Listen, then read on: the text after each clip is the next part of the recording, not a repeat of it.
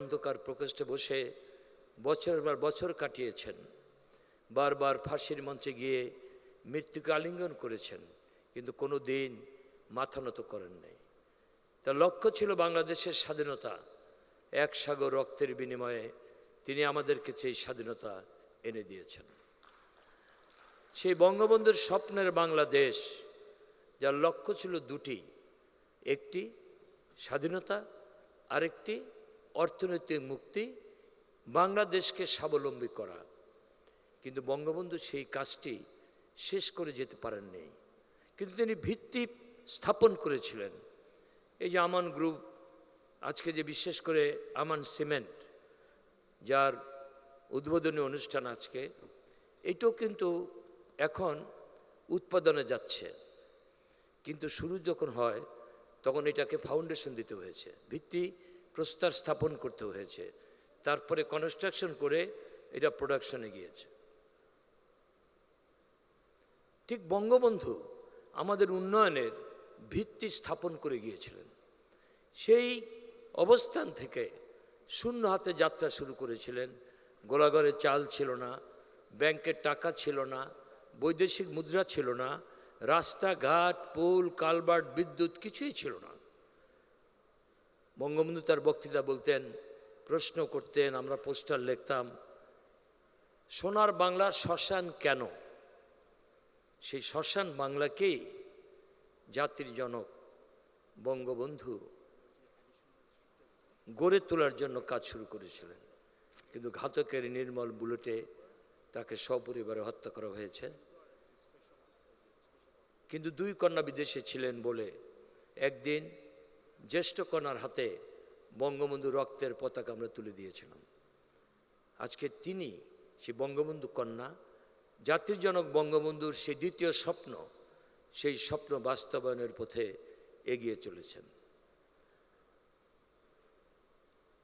Cement, এখানে আমাদের সংসদ সদস্য রাজশাহী থেকে নির্বাচিত আমাদের জনাব বাদশা আছেন, আমাদের নারায়ণগঞ্জ থেকে নির্বাচিত জনাব শামীম ওসমান আছেন, আমাদের আরও বোন সংসদ সদস্য আছেন, আরও সংসদ সদস্যবৃন্দ রয়েছেন। সকলের প্রতি আমার প্রীতি এবং শুভেচ্ছা। কিন্তু আমি এই সিমেন্টের একটু গল্প বলতে চাই। 1996 সনে আমি যখন শিল্প এবং বাণিজ্য মন্ত্রী হই, তখন অনেক শিল্প কলকারখানা গড়ার জন্য মাননীয় প্রধানমন্ত্রীর উদ্যোগে আমরা সূত্রপাত করেছিলাম। আমি যখন দায়িত্ব নেই 1996 12ই জুন নির্বাচিত হয়েছিল, 23শে জুন সরকার গঠন করেছিলাম, আমি বাণিজ্য এবং শিল্পমন্ত্রী হয়েছি। 24শে জুন 21 বছর পরে আমি সচিবালয়ে গিয়েছি। সকালে বাণিজ্য মন্ত্রণালয়, দুপুরের পরে শিল্প মন্ত্রণালয়। যখন কাজ শুরু করি তখন দেখি যে আমাদের টোটাল সিমেন্ট উৎপাদন হয় মাত্র 9 লক্ষ টন। ইতিমধ্যে আমাকে, কারণ আমি তখন এত অভিজ্ঞতা সম্পন্ন না, যারা সিমেন্টের ব্যবসা করতে চান তারা আমার সাথে দেখা করেছিলেন, বলেছিলেন যে যতক্ষণ ফিনিশড সিমেন্ট বাংলাদেশে আসবে, আমাদের রাজশাহী জেলা আওয়ামী লীগের জনাব ভুলু এখানে আছেন, উদ্যোক্তা জনাব রফিকুল ইসলাম রাজশাহীর মানুষ, কৃতি সন্তান, যদি বিদেশি সিমেন্ট অর্থাৎ ফিনিশ সিমেন্ট যদি আমদানির উপরে ডিউটি বসানো না হয়, তাহলে আমরা সিমেন্ট কারখানা করে কোনো লাভ হবে না।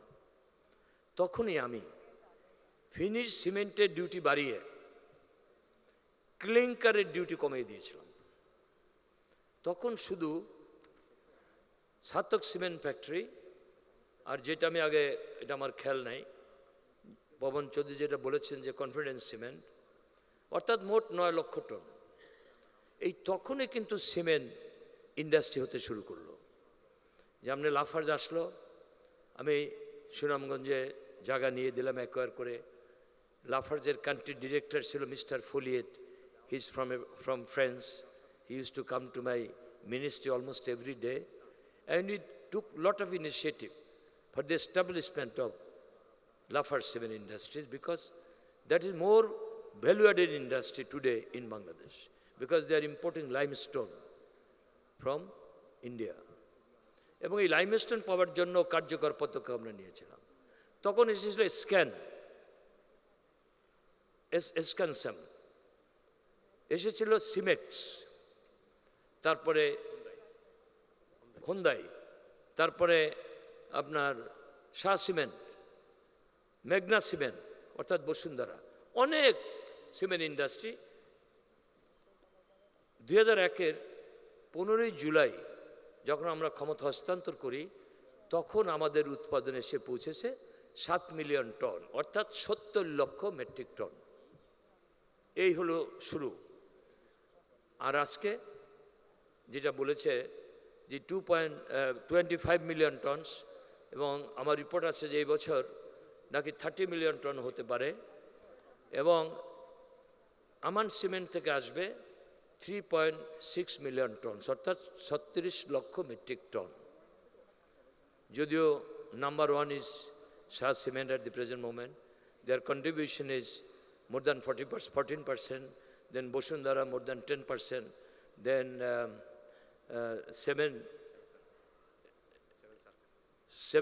not circles, 7 rings, they are 8%, so on. And যে মিস্টার জাহাঙ্গীরের যেটা আছে কি যেন নাম, এমআই সিমেন্ট, ক্রাউন সিমেন্ট, অনেকগুলো এখন এসে যোগ হলো আমান সিমেন্ট। এই যে সিমেন্টের যে উৎপাদনে বোঝা যাচ্ছে যে বাংলাদেশ অর্থনৈতিকভাবে কোথায় এগিয়ে যাচ্ছে। আরও কতগুলি সিদ্ধান্ত নিয়েছিলাম। সিআর কয়েল অর্থাৎ কোল রোল কয়েল, আমি তো আগে নামও জানতাম না। আর হলো হট রোল কয়েল। তো হট রোল কয়েল হলো র মেটেরিয়াল, আর সিআর কয়েল হলো ফিনিশড প্রোডাক্ট। এটা দিয়ে টিন বানায়, সিআই শিট বানায়। আমি সিআর কয়েলের ডিউটি বাড়িয়ে দিলাম, হট রোল কয়েলের ডিউটি কমিয়ে দিলাম, যার জন্য এখন আমরা we can export CR coil to the other parts of the country, other parts of the world, including our neighboring countries. Then pepper mill. Today we are self-sufficient in peppers, newsprint and peppers, because we have reduced the custom duty into zero. অর্থাৎ পাল্পের duty শূন্য করে দিয়েছিলাম, যার কারণে আমাদের দেশে কাগজের মিল হয়েছে। তারপরে যে আমাদের backward linkage industries, when I used to visit Brussels, European Union, about GSP, in the initial stage, we had to comply. There are 3 stages of transformation. Only we are allowed to bring cotton from other parts of the world, then making yarn 1 stage, then fabric 2 stage, then apparel 3 stage. If we cannot comply this process, then we are not allowed to get GSP. But I rushed to the European Union, talked to the Commissioner Sarli in Britain, and Mr. Mario Monti, who became the Prime Minister of Italy later on, and we reduced into 2 stages and 1 stage. 2 stages for knit, 1 stage for আমাদের 1 stage for apparel, no, কি যেন একটা knit আর একটা হলো oven for these 2. So we did lot of things. বাংলাদেশের উন্নয়নের সাথে আমান গ্রুপের উন্নয়নের তুলনা করা চলে। আজকে আমরা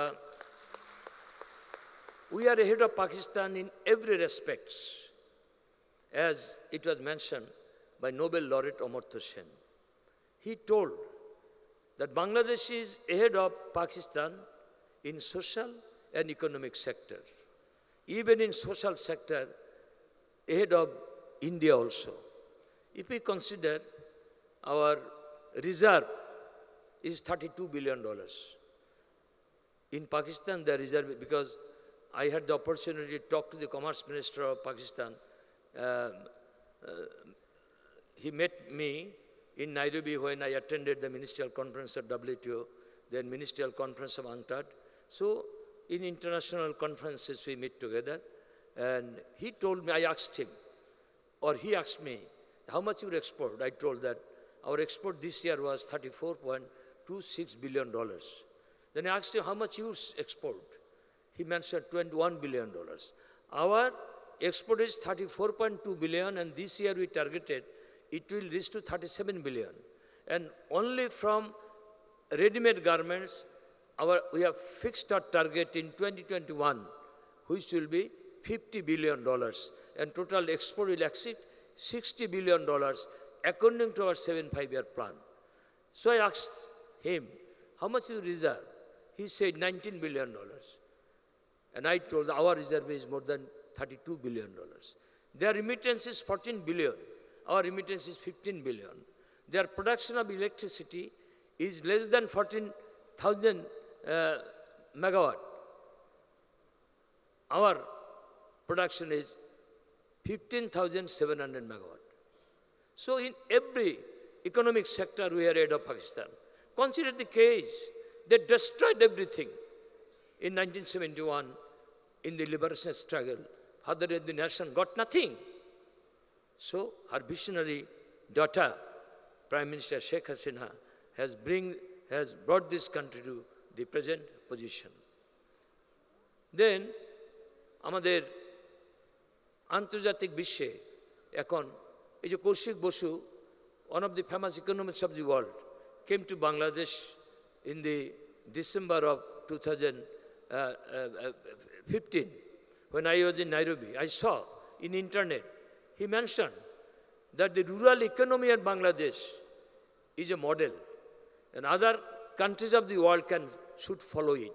আমাদের যে গ্রামীণ অর্থনীতি, আজকে আপনাদের যে সিমেন্ট যে এত চাহিদা গ্রামীণ, আমি গ্রামের ছেলে, যে গ্রামে বিদ্যুৎ ছিল না, রাস্তা ছিল না, পুল ছিল না, কালভার্ট ছিল না, খালি পায়ে স্কুলে যেতাম। এখন সেই বাংলাদেশের গ্রামগুলো এখন অর্থনৈতিকভাবে মজবুত। এখন কোনো লোকের, আগে কোনো 80% লোকের পায়ে জুতা ছিল না, ভালো শার্ট ছিল না, চা খেতে পারতো না। আজকে 100% লোকের পায়ে জুতা, সুন্দর জামা, স্বাস্থ্য ভালো। আমরা 85 মিলিয়ন কেজি চা উৎপাদন করি, 85 million KG. This year our production of tea was exceeded 85 million kg. When we produced 10 million kg, we could export 6 million kg of tea. Today we are producing 85 million kg, but we cannot export because our domestic consumption is higher. Everybody, ওই যে পাকা রাস্তার পাশে বসে জুতা পায়ে দিয়ে হাতে সিগারেট থাকে, যারা সিগারেট খায়, চা খায়, টেলিভিশন দেখে। দ্যাট ইজ আমরা বাংলাদেশ। আগে 80-90% বাড়ি ছিল কুঁড়ে ঘর, আজকে একটা কুঁড়ে ঘর পাবেন না, এবং অধিকাংশ ঘর এখন পাকা। গ্রামে যদি সম্পূর্ণ বিল্ডিং করতে না পারে, অন্ত ওয়ালটা, যার জন্য যে আপনি আমার ভোলার এখানে আপনার এজেন্ট এসেছে, আমার বাংলা বাজার, যেখানে আমি অনেক কিছু করেছি নিজের মায়ের নামে, Fatema Khanam girls school, Fatema Khanam degree college, Fatema Khanam হাসপাতাল, ফাতেমা খানম এতিমখানা, ফাতেমা খানম জামে মসজিদ, ফাতেমা খানম বৃদ্ধাশ্রম, এবং সেখানে করেছি একটা জাদুঘর। And now I am planning to make Azhar Fatema medical college and hospital by the name of my father and mother. সেই বাংলা বাজারের লোক এখানে আছে, আমি দেখলাম। তারা বলল যে আপনার আমান সিমেন্টের তারা ডিলারশিপ পেয়েছে, এবং সেখানে এই যে গ্রামে এখন রড আমরা স্টিলে এখন almost self sufficient, and we are trying to protect the steel industries also, so that it is not imported and destroy our domestic industries. In the budget which will be placed on 1st of June, we had the meeting with the Honorable Prime Minister. We have decided that under any circumstances we will protect our domestic industries by introducing regulatory duty, then through other system, so that our domestic industries are not destroyed. আমি আর বেশি কথা না বলে আমি জনাব রফিকুল ইসলাম, আপনাকে, আপনার দুই ভাই এবং তাদেরকে সম্মান জানিয়ে আপনার সদ্য পিতা মাতা, তাদের প্রতি আমার শ্রদ্ধা জ্ঞাপন করে আপনি এগিয়ে যান, সকল রকম সুযোগ সুবিধা আপনি পাবেন, আপনি আরও অনেক দূর এগিয়ে যাবেন। আজকে যা দেখলাম কতগুলো এমপ্লয়মেন্ট হয়েছে আপনার এখানে, আপনি কোল্ড স্টোরেজ করেছেন, তারপরে ছোট্ট সিমেন্ট কারখানা করেছিলেন 20 টন ক্যাপাসিটি, তারপরে 200 টন ক্যাপাসিটি, ভালো হয় নাই, তারপরে এখন 3.6 million tons of capacity you are making this Aman cement, তারপরে ফিড মিল, তারপরে পোলট্রি, তারপরে hatchery, lot of things you have done, textile, spinning, textile, যেটা আমরা দেখলাম অভিভূত। আপনারও অনেক দূর এগিয়ে যান। আমরা যারা মাননীয় প্রধানমন্ত্রীর মন্ত্রিসভার সদস্য রয়েছি, মাননীয় প্রধানমন্ত্রী হলেন ব্যবসা বান্ধব প্রধানমন্ত্রী, তার সরকার ব্যবসা বান্ধব। আমার এখানে আমি খেয়াল করি নাই, জনাব Abdul Matlub Ahmed, he is also a visionary industrialist of our country. He was the president of the Federation of Chambers of Commerce and Industry. Today, he handed over to the newly elected committee. And he also mentioned, he is also a promising businessman of our country, very close to the Honorable Prime Minister. When he was the president of the chamber, he tried his best to help the business community. So the present chamber leaders will also try to follow and do the same thing. আমার কথা না বেরিয়ে এখানে আমি জিজ্ঞেস করেছিলাম, German থেকে machinery আনা হয়েছে, then Chinese company, the representative from China has also come, he also spoke. So I also appreciate his participation in this inaugural ceremony. এবং এখানে ইসলাম ব্যাংকের চেয়ারম্যান আছেন, সম্মানিত চেয়ারম্যান। আমি দেখলাম ব্যাংক এশিয়ার ম্যানেজিং ডিরেক্টর এসেছেন, মিস্টার আরফান সহ আরও অনেকে এখানে এসেছেন, এবং সকলের প্রতি আমার প্রীতি এবং শুভেচ্ছা। আপনারা ভালো থাকেন এবং আমান গ্রুপ অফ ইন্ডাস্ট্রিজের যাত্রা আরও শুভ হোক, আরও ফলপ্রসূ হোক, আরও অনেক দূর এগিয়ে যাক, এই কামনা করেই আমি আমার বক্তব্য শেষ করছি। জয় বাংলা, জয় Bangabandhu.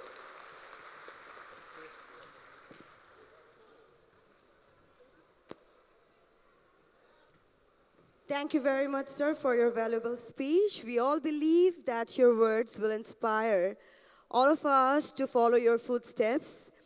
And of course, that will take us to a never-ending journey towards the development of the people and, of course, the nation.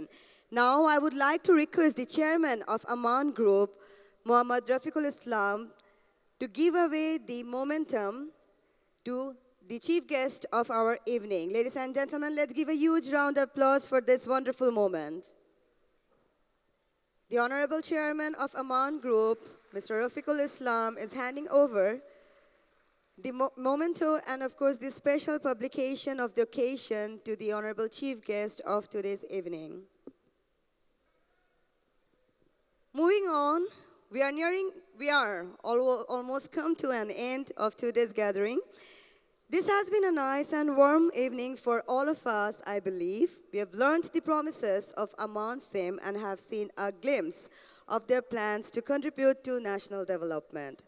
Ladies and gentlemen, now to express gratitude towards all of you for being a part of today's wonderful evening, I would like to call upon stage Muhammad Tariqul Islam, Director of Aman Group, to deliver the concluding speech now. Ladies and gentlemen, let's give a huge round of applause for the Director of Aman Group, Muhammad Tariqul Islam. Honorable presence, Assalamu alaikum wa rahmatullahi wa barakatuh.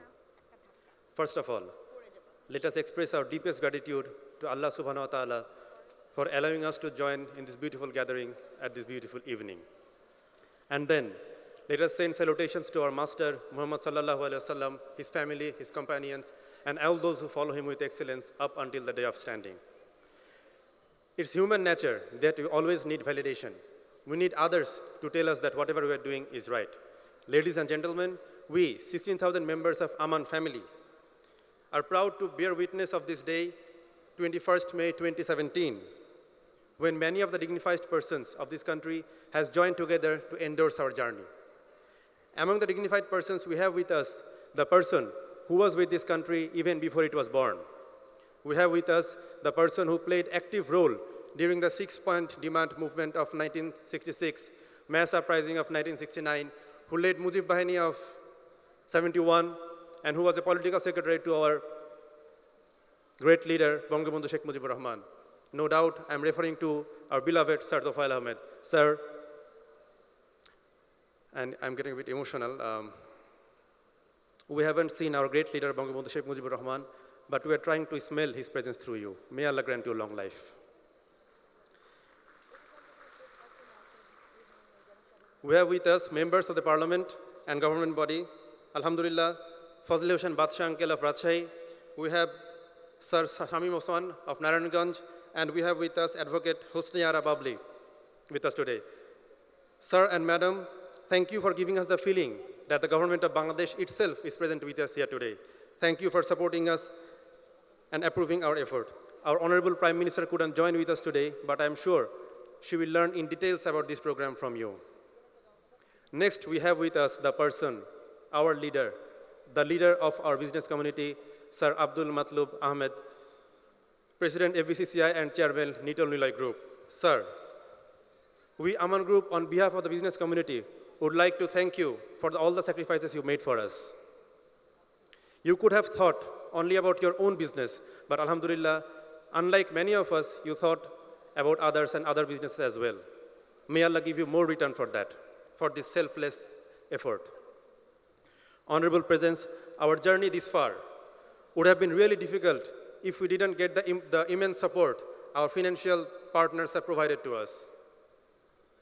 Due to time limitation, I cannot name them, and this is some kind of injustice, please pardon me, but I would definitely want to mention one very important characteristic of our banking sector or financial sector. That is, Alhamdulillah, all the banks, all the financial institutions that we work with, they have never given us loan.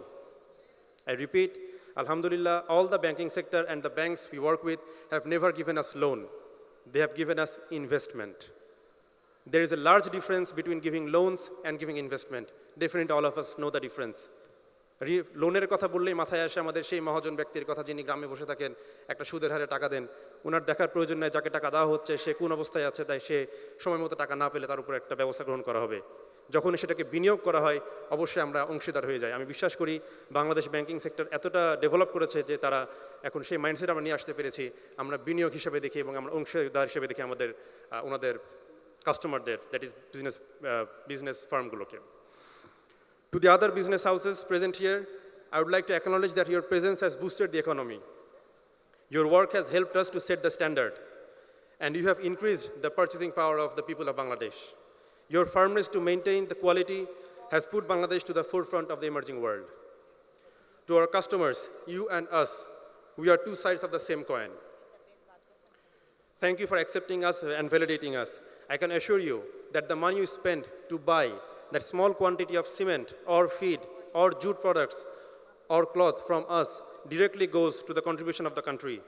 That money directly creates the next product, the next industry, and the next job. Honorable Presence, there is a group of people that remains behind the screen.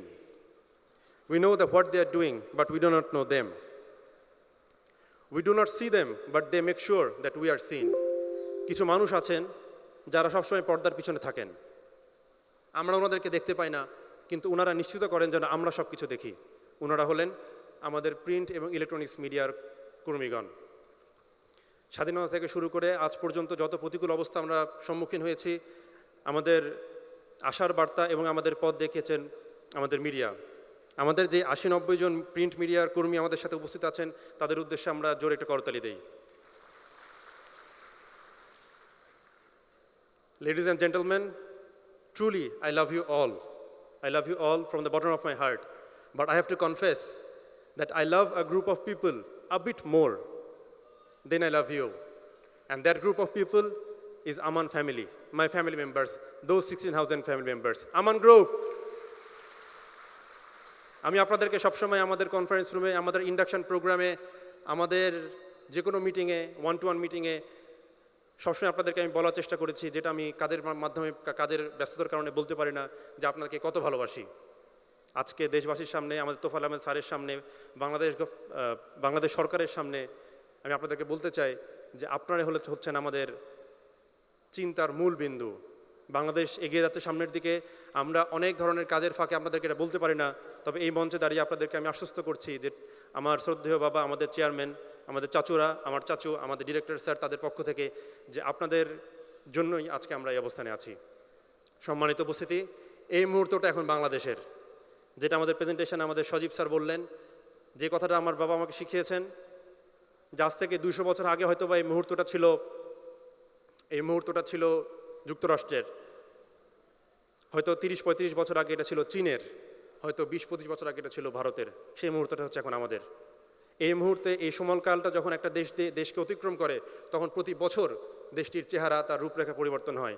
আমি আপনাদেরকে একটা emerging গ্রুপের পরিচালক হিসেবে এবং আপনাদের সন্তান হিসেবে এবং দেশবাসীর নতুন প্রজন্মকে রিপ্রেজেন্ট করার একটা দাবি নিয়ে আপনাদেরকে উদ্যত আহ্বান জানাচ্ছি, যে আমরা যারা দেশকে সামনের দিকে এগিয়ে নিয়ে যাওয়ার চেষ্টা করছি, আপনারা আমাদেরকে সহায়তা করুন। আপনারা আমাদের সাথে আমাদের তালে তাল মিলান, এবং যদি আমরা সরাসরি আপনারা সহযোগিতা না করতে পারেন, তাহলে আপনারা আমাদেরকে উদ্বুদ্ধ করেন। সম্মানিত উপস্থিতি, আজকে এই আমাদের আমান সিমেন্টের এবং আমান গ্রুপের এত বড় একটি অনুষ্ঠানে আপনারা এসে আমাদেরকে সত্যায়িত করেছেন, আমাদের কনফিডেন্সকে, আত্মবিশ্বাসকে এতটা বাড়িয়েছেন, এবং আমাদেরকে দেখিয়েছেন যে আমরা যেটা করছি আপনারা সেটাকে অ্যাকসেপ্ট করেছেন। এই সকল কিছুর জন্য আপনাদেরকে অত্যন্ত অন্তঃস্থল থেকে ধন্যবাদ জানাচ্ছি। আমি দোয়া করছি আল্লাহ যেন আমাদেরকে এত সুন্দর একটি গ্যাদারিংয়ে অবশ্যই জান্নাতে একত্রিত করেন। আসসালামু আলাইকুম রহমতুল্লাহি ওয়া বারাকাতুহু।